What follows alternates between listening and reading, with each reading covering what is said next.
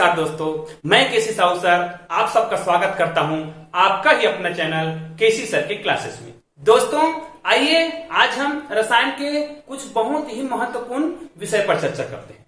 जी हाँ, जैसे ही हम रसायन के बारे में चर्चा करते हैं तो हमारे दिमाग में ये बातें कौन सी जाती है, ये बातें सामने आती है कि इलेक्ट्रॉन होता क्या है, परमाणु क्या है, परमाणु में क्या क्या चीजें मौजूद होती है। इन्हीं विषयों पर आज हम चर्चा करेंगे कि इलेक्ट्रॉन क्या है, कहां से आया है। तो सबसे पहले बात ये आती है कि आखिर परमाणु है क्या, परमाणु को किसने खोज किया। तो सबसे पहले हमारे ऋषि मुनि हैं, आप लोगों ने सुना होगा महर्षि कणाद, इनको जनक कहा जाता है। तो ये इनको क्योंकि ये ऋषि क्या करते थे, पहले अनाजों को बीन बीन कर अनाजों को इकट्ठा करता था वो, और उन इकट्ठा किए हुए अनाजों को वो अपना ग्रहण करते थे। इस कारण से इस ऋषि का नाम कणाद भी पड़ा था, क्योंकि कणों को इकट्ठा करके इन्होंने अपना जीवन निर्वाह किया था। तो इसने कहा था कि जो सूक्ष्म कण हैं जिनको अविभाजित नहीं किया जा सकता, उनको उसने परमाणु कहा था। फिर आगे चल के डाल्टन नामक वैज्ञानिक आया, उसने भी कहा कि जिन सूक्ष्म कण को और अन्य कणों में विभाजित नहीं किया जा सकता, उसको क्या कहा गया, परमाणु कहा गया। और परमाणु को इंग्लिश में क्या बोलते हैं, ध्यान दीजिएगा, एटम। ठीक है, एटम। और एटम मतलब क्या होता है, परमाणु। ठीक है, और परमाणु ये कहां शब्द से आया था, ये जो एटम कहां से आया था, ये ग्रीक शब्द से आया था, और इसका मतलब होता है अविभाजित। एटम का मतलब होता है अविभाजित, जिनको और तोड़ा ना जा सके। लेकिन आगे चल के 19वीं सदी के अंत में, ध्यान दीजिएगा, 19वीं सदी के अंत और 20वीं सदी के प्रारंभ में वैज्ञानिक आए जे थॉमसन। इसने कहा, इन्होंने प्रैक्टिकल किया। इसने क्या, कौन सा प्रैक्टिकल किया, कैथोड किरणों संबंधी प्रैक्टिकल किया।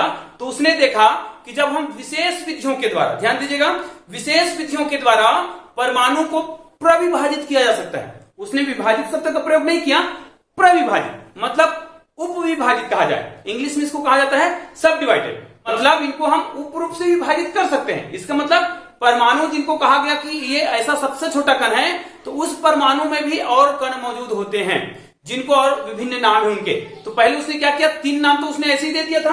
कौन कौन सा नाम दिया था, ये सर जे थॉमसन थे, ये 19वीं सदी के अंत में, ठीक है, अंत तक आए, ये थे सर जे थॉमसन। ये तो सर जे थॉमसन ने क्या कहा कि परमाणु जिनको और सूक्ष्म कणों में नहीं तोड़ा जा सकता, उनको भी, उनमें भी ये जो छोटे छोटे कण होते हैं मौजूद होते हैं। कौन कौन से होते हैं, तो सबसे पहले तो उसने ये कहा कि इसमें प्रोटॉन नामक एक सूक्ष्म कण होता है जिसमें प्लस चार्ज होता है। उसने कहा इसमें प्लस चार्ज होता है। फिर होता है न्यूट्रॉन, न्यूट्रॉन भी होता है, इसमें कोई चार्ज नहीं होता है, मतलब ये क्या होता है, उदासीन होता है। फिर एक होता है इलेक्ट्रॉन, इसमें कौन सा चार्ज होता है, माइनस चार्ज होता है। ये धनात्मक है, पॉजिटिव चार्ज है, ये उदासीन है, और ये कौन सा है, माइनस चार्ज है। तो उसने कहा कि ये जो दो चीजें हैं, ये किसका निर्धारण करता है, ये जो है नाभिक में मौजूद रहता है। ध्यान दीजिएगा, ये नाभिक में रहता है और ये उनके द्रव्यमान को निर्धारित करता है। परमाणु के द्रव्यमान को निर्धारित करता है प्रोटॉन और न्यूट्रॉन। ये कहां रहता है, ये नाभिक में नहीं रहता है। परमाणु का आकार कैसे होता है, आप लोगों ने सुना होगा, 10वीं में पढ़े होंगे, कहीं भी सुने तो होंगे। तो वो क्या करता है, नाभिक जो है सेंटर में होता है, परमाणु के केंद्र में होता है नाभिक। इसमें कौन सा चार्ज होता है, प्लस चार्ज, चारों तरफ में प्लस चार्ज से घिरा होता है, ऐसा ये नाभिक होता है, सेंटर। तो बाहर में जो एक कक्षा होता है, ये देखो ये कक्षा है, तो इसी कक्षा में इलेक्ट्रॉन गति करता है। इसका मतलब यह है कि इलेक्ट्रॉन जो है नाभिक में नहीं रहता है, वो क्या करता है, कक्षा में रहता है, परिक्रमा करता है। तो प्रोटॉन और न्यूट्रॉन का काम हो गया उनके द्रव्यमान को निर्धारित करना। तो इलेक्ट्रॉन का काम क्या है, तो ये किसको निर्धारित करता है, ये उनके रासायनिक गुणों को निर्धारित करता है। ध्यान दीजिएगा, इलेक्ट्रॉन जो है रासायनिक गुणों को निर्धारित करता है। परमाणु के जो रासायनिक गुण है वो किस पर निर्धारित करता है, इलेक्ट्रॉन पर निर्धारित करता है, इस पर निर्भर करता है। तो ये उनका निर्धारित करता है, उनके गुणों को। ठीक है, तो आइए आगे देखते हैं कि क्या नाभिक में इतनी चीज होती है, नहीं, तो इसमें और बहुत सारी चीजें होती है। कौन कौन सी होती है, जैसे न्यूट्रॉन तो हो गया, यहाँ पे प्रोटॉन हो गया, और न्यूट्रिनो करके होता है, एक मेसान होता है, एक पॉजिट्रॉन होता है, ऐसे करके लगभग 1 दर्जन पदार्थ, 1 दर्जन कण उसमें मौजूद होते हैं। किसमें? नाभिक में, जिसको शुरू में कहा गया कि परमाणु को और नहीं तोड़ा जा सकता, उस नाभिक में। सोचो नाभिक कितना छोटा चीज है ना, लेकिन फिर भी उस नाभिक में इतने सारे चीज होते हैं। तो इन जो नाभिक में बहुत सारी चीज पाया जाता है उसको क्या कहा गया? इसको न्यूक्लियन कहा गया। जी हाँ, नाभिक में जो चीज पाया जाता है, बहुत सारी चीजें पाया जाता है, उसको बोला जाता है न्यूक्लियन। इसको आप लोग याद रख लीजिएगा।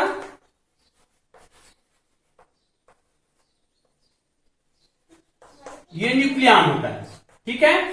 तो नाभिक में बहुत सारे पदार्थ, सूक्ष्म कण और पाए जाते हैं, उनको न्यूक्लियन कहा जाता है। तो आइए अब हम देखते हैं कि इलेक्ट्रॉन की खोज हुई कैसे।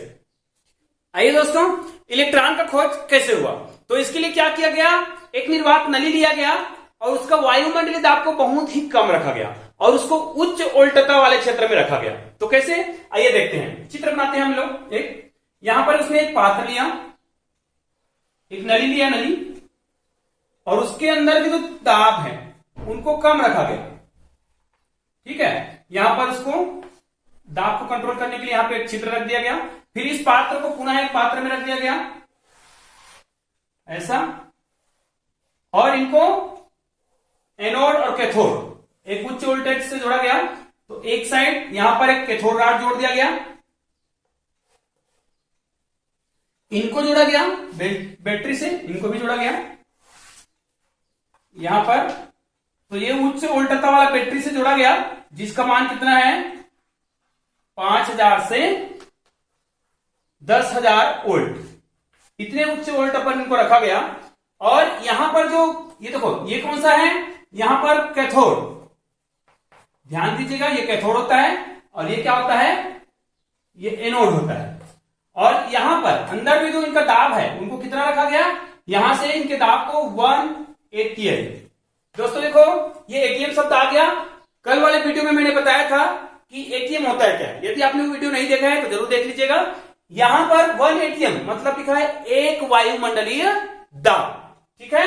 ध्यान दीजिएगा, यहां पर एटीएम का मतलब होता है एटमॉस्फेयर, मतलब वायुमंडलीय दाब। तो इसके दाब को कितना रखा जाता है? शुरुआत में इनके दाब को 10⁻² इतना रखा जाता है। ध्यान दीजिएगा, बहुत कम दाब होता है। 10⁻² वायुमंडलीय दाब रखा जाता है यहां पर। ये गैस के आने जाने के लिए आपको रास्ता दिया गया है गैस के लिए। अब यहां से जब इनको उच्च वोल्टता पर रखा जाता है, 5000 से 10,000 के वोल्ट के बीच रखा जाता है, और इनके वायुमंडलीय दाब को कितना रखा जाता है? 10⁻²। तो यहां से एक रंगीन प्रकाश निकलता है, कैथोड से एक रंगीन प्रकाश निकलता है। अब रंगीन प्रकाश किस बात पर निर्भर करेगा? ये देखो, ये पात्र दिख रहा है ना, इसके अंदर में गैस रखा गया है, गैस भरा गया है।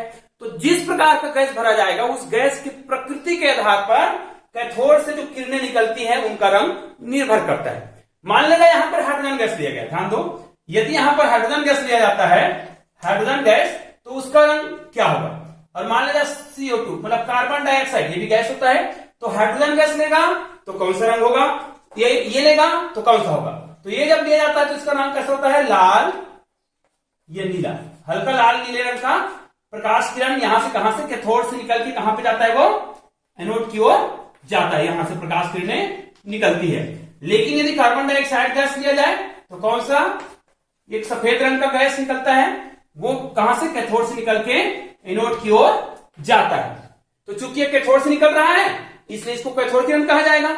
आगे चल के यदि इनके एटमॉस्फेयर को, इसको वायुमंडलीय दाब को, ये जो दिख रहा है वायुमंडलीय दाब 10⁻², इनको यदि और क्या किया जाए? और कम किया जाए। ध्यान दीजिएगा, और कम कर रहा है, और कम कर रहा है मतलब क्या होगा? 10⁻4 इतना तक कम कर दिया जाए। मान लीजिए 10⁻4 तक कम कर दिया जाए, तो ये इनका जो रंग निकलता है, ध्यान दीजिएगा, ये जो रंग की निकलने की जो प्रवृत्ति है वो क्या होगा? यदि इनको कम कर दिया जाए, उनके वायुमंडलीय दाब को कम कर दिया जाए और उच्च वोल्टता पर रखा जाए, 5000 से 10,000 वोल्ट पर रखा जाए, तो यहां से जो गैस निकलती है, यहां से वो जो यहां पे चमकता है ना, प्रदीप्त होता है, चमकता है, चमकने लगता है, तो वो जो गैस हल्का हरे रंग का हो जाता है। दोस्तों, यहां से जो गैस निकल रही है वो किस बात पर निर्भर कर रही है? इनके दाब को कम किया जा रहा है, उस पर निर्भर कर रहा है। और दूसरा किस पर निर्भर कर रहा है? उस पर कौन सा गैस भरा गया है। तो ध्यान दीजिए, यहां पर जो गैस निकल रही है, प्रदीप्त निकल रही है, जो किरणें निकल रही है दोस्तों, तो ये जो किरणें निकल रही है उन्हें ही कौन सा किरण कहा गया? कैथोड किरण कहा गया। क्योंकि आपको पता है कि कहां से निकल रहा है, देखो कैथोड से निकल रहा है, तो इसमें कौन सा किरण, इसलिए इसको कौन सा किरण कहा गया? कैथोड किरण कहा गया। क्योंकि ये माइनस चार्ज युक्त है और ये कौन सा चार्ज युक्त है? प्लस चार्ज, इसमें प्लस चार्ज है, ये कैथोड है और ये एनोड है। एनोड कौन सा चार्ज होता है? प्लस चार्ज, और कैथोड कौन सा चार्ज होता है? Minus charge. तो जो कैथोड चार्ज से निकलेगा, कैथोड से निकलेगा, उसमें चार्ज कौन सा होगा? माइनस चार्ज होगा। तो इसलिए कैथोड से निकलने वाली किरणों को कौन सा किरण कहा गया? कैथोड किरण कहा गया। आगे चल के भविष्य में इन्हीं कैथोड किरणों को क्या कहा गया? इलेक्ट्रॉन कहा गया। और क्योंकि कैथोड में भी कौन सा चार्ज होता है? माइनस चार्ज, उसी प्रकार इलेक्ट्रॉन में भी कौन सा चार्ज होता है? माइनस चार्ज होता है। क्योंकि कैथोड किरणें ही आगे चल के उसको क्या नाम दिया गया? इलेक्ट्रॉन नाम दिया गया। तो आइए कैथोड किरणों के कुछ गुणों के बारे में हम जानते हैं दोस्तों। आइए दोस्तों, कैथोड किरणों के बहुत ही महत्वपूर्ण गुणों को हम जानते हैं। उनसे पहले एक बहुत ही महत्वपूर्ण चीज हम जान लेते हैं कि इलेक्ट्रॉन पर आवेश होता है और उनका भार भी होता है, तो वो कितने होते हैं? तो आइए हम कुछ जान लेते हैं। जैसे इलेक्ट्रॉन का आवेश, और ध्यान दें दोस्तों, ये बहुत ही महत्वपूर्ण चीज है, इसको जानना बहुत ही जरूरी है। तो इलेक्ट्रॉन पर जो आवेश होता है, ध्यान दीजिएगा, इलेक्ट्रॉन का आवेश होता है और इलेक्ट्रॉन का द्रव्यमान भी होता है, द्रव्यमान। तो ये आपको बहुत ही महत्वपूर्ण चीजें याद रखनी है। तो इलेक्ट्रॉन का आवेश, और इनको तो हमेशा के लिए याद रख लो, जब तक आप रसायन पढ़ोगे तब तक आपको इनको याद रखना ही पड़ेगा, तो बड़ा आसानी से याद हो जाएगा। ये कितना होता है? इसका आवेश जो है 1.602 गुणित 10⁻⁻⁹ ये होता है। चूंकि आवेश है तो आवेश को किससे नापते हैं? कूलाम से नापते हैं। इनको आपको अच्छे से याद रखना है। ये हो गया। और इनका द्रव्यमान कितना होता है?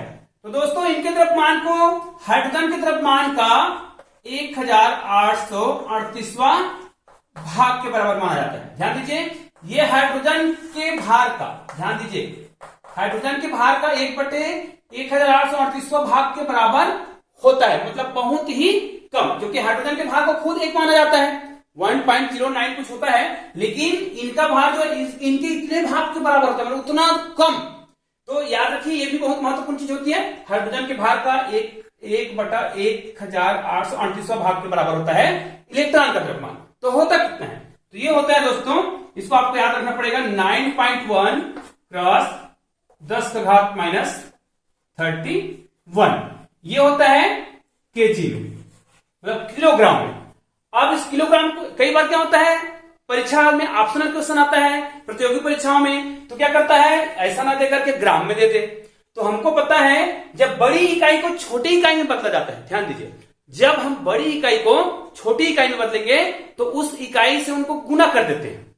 जैसे किलोग्राम है, इसको हमें बदलना है ग्राम में, तो ग्राम कितना होता है? 1 kg। 1 किलोग्राम बराबर कितना होता है? ग्राम में 1000 ग्राम। और 1000 ग्राम को और क्या लिखा जा सकता है? इसको लिखा जाता है 10⁻³ ग्राम। मतलब इनको किससे गुना कर दिया जाए?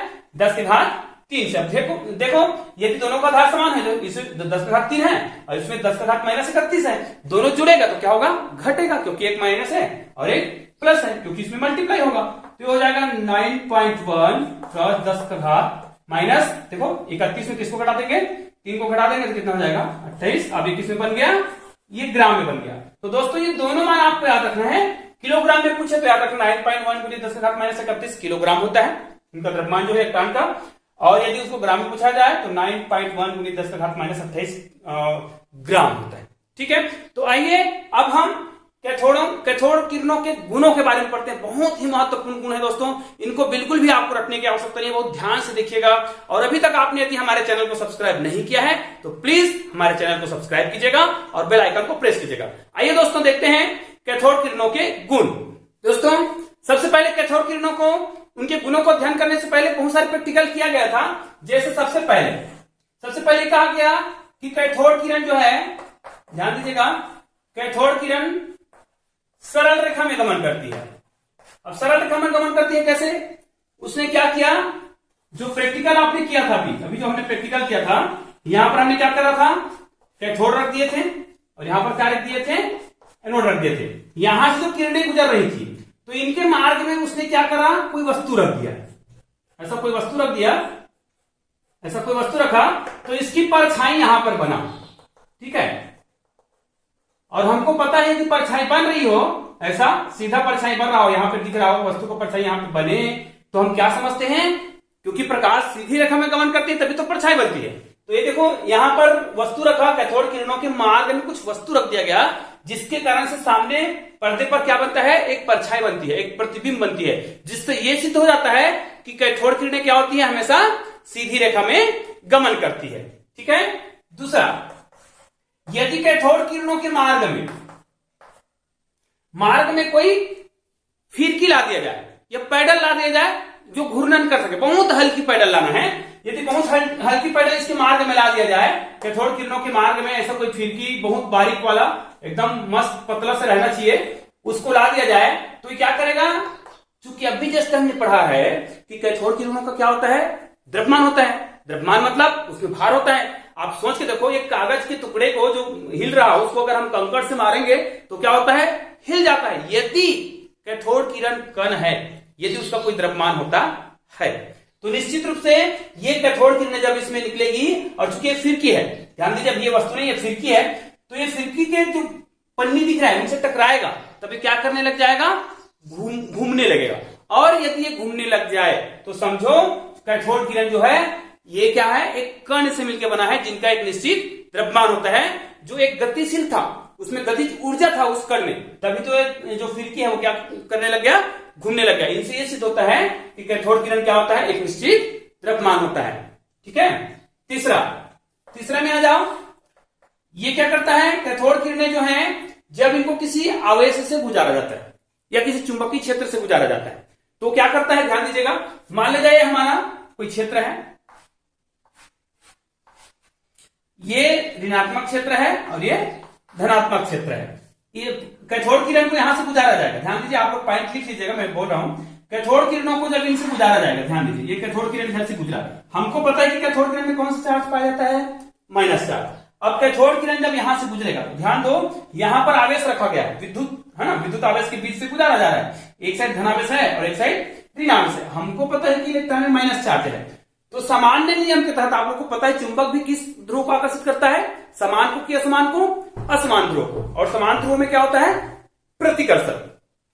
तो यहां पर क्यों ही होगा, देखो यहां पे आवेश है और इसमें कौन सा आवेश, माइनस आवेश, तो ये जब यहां से आएगा तो ये किस ओर मुड़ेगा, इस ओर मुड़ेगा कि इस ओर मुड़ेगा, नियम का ध्यान दीजिएगा, ये माइनस आवेश है, ये भी माइनस आवेश है, तो माइनस माइनस एक दूसरे को क्या करता है, प्रतिकर्षित करता है, और प्लस माइनस एक दूसरे को क्या करता है, आकर्षित करता है। मतलब कैथोड किरण जब इधर से गुजरेगा विद्युत क्षेत्र से, तो वो किस ओर मुड़ जाता है, इस ओर मुड़ जाता है, किस ओर, धन सिरे की ओर। इससे ये सिद्ध होता है कि जो इलेक्ट्रॉन है, जो कैथोड किरण है, उसमें कौन सा चार्ज पाया जाता है, माइनस चार्ज पाया जाता है। ये निश्चित हो गया, क्योंकि ये किस ओर मुड़ रहा है, धन आवेश की ओर मुड़ रहा है, और ऋण आवेश से क्या हो रहा है, प्रतिकर्षित भी तो हो रहा है, ये इनको आकर्षित भी कर रहा है, तो इनको प्रतिकर्षित भी कर रहा है। इसी प्रकार यदि इसको चुंबकीय क्षेत्र से गुजारा जाए, एस ध्रुव और एन ध्रुव से गुजारा जाए, तो ये किस ध्रुव की ओर आकर्षित होगा, ये नॉर्थ है, ये साउथ है, ये साउथ की ओर क्या होता है, आकर्षित होता है। तो दोस्तों इस प्रकार जब इनको विद्युत क्षेत्र या चुंबकीय क्षेत्र से गुजारा जाए, तो ये क्या हो जाता है, विक्षेपित हो जाता है, किस ओर होता है, ध्यान दीजिएगा, धन आवेश की ओर आकर्षित होता है। आइए और कुछ पढ़ते हैं। जैसे यदि इलेक्ट्रॉन को किसी बहुत ही पतली धातु से गुजारा जाए, तो उस बहुत पतली धातु को ये क्या कर सकता है, भेदने की क्षमता रखती है। ये जो कैथोड किरण जो है, बहुत पतली धातु को क्या कर सकता है, छेद सकता है। दोस्तों इसी प्रकार यदि कैथोड किरणों के मार्ग में, मतलब कैथोड किरणों को किसी गैस से गुजारा जाए, तो ये गैसों को क्या कर देती है, आयनित कर देती है। और कोई चीज किसी को आयनित कब करेगी, जब उसमें खुद कोई आयन होगा। तो हमको पता है कि कैथोड किरण में कौन सा आयन होता है, माइनस आयन होता है। तो दोस्तों इस प्रकार विभिन्न प्रयोगों के द्वारा यह सिद्ध हो गया कि कैथोड किरणों में कौन सा चार्ज पाया जाता है, माइनस चार्ज पाया जाता है, और इन्हीं कैथोड किरणों को आगे चल के कौन सा नाम दिया गया, इलेक्ट्रॉन। जी हाँ दोस्तों, जिसे शुरू में कैथोड किरण कहा गया, उसे ही आगे चल के क्या कहा गया, इलेक्ट्रॉन कहा गया। और इसको कैसे दर्शाया जाता है, इलेक्ट्रॉन को इस प्रकार दर्शाया, ऐसे दर्शाते हैं। और इसको आवेश के रूप में लिखना है तो यहाँ पे ऐसा लिखा जाता है E0 -1 ऐसा लिखा जाता है, ध्यान दीजिएगा। यहाँ पर ये उसके द्रव्यमान को संकेत करता है और इसको क्या करता है, आवेश को निर्धारित करता है। तो दोस्तों उम्मीद है आज का वीडियो आपको बहुत पसंद आया होगा और आपके लिए बहुत ही उपयोगी है ये वीडियो, क्योंकि रसायन का जो बेसिक नॉलेज है वो बहुत ही जरूरी रखता है, बहुत ही महत्वपूर्ण स्थान रखता है हमारे रसायन को पढ़ने के लिए। तो दोस्तों अगर आपको आज का वीडियो पसंद आया हो तो प्लीज हमारे वीडियो को लाइक कीजिएगा और शेयर कीजिएगा, और प्लीज दोस्तों आप मुझे कमेंट जरूर कीजिएगा कि आपको समझ आया कि नहीं आया। और दूसरा, यदि आपको किसी विषय पर, किसी विशेष टॉपिक पर आपको वीडियो चाहिए तो प्लीज मुझे कमेंट करके बताइएगा, ताकि उस विषय पर मैं और वीडियो ला सकूं। धन्यवाद दोस्तों।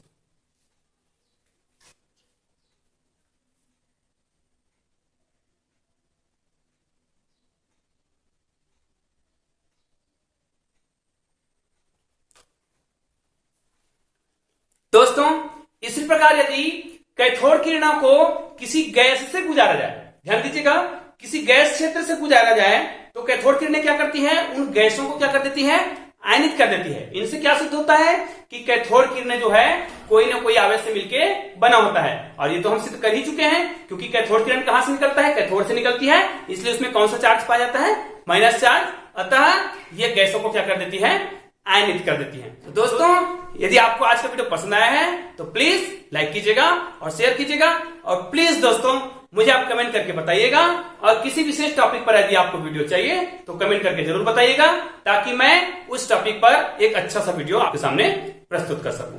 धन्यवाद दोस्तों।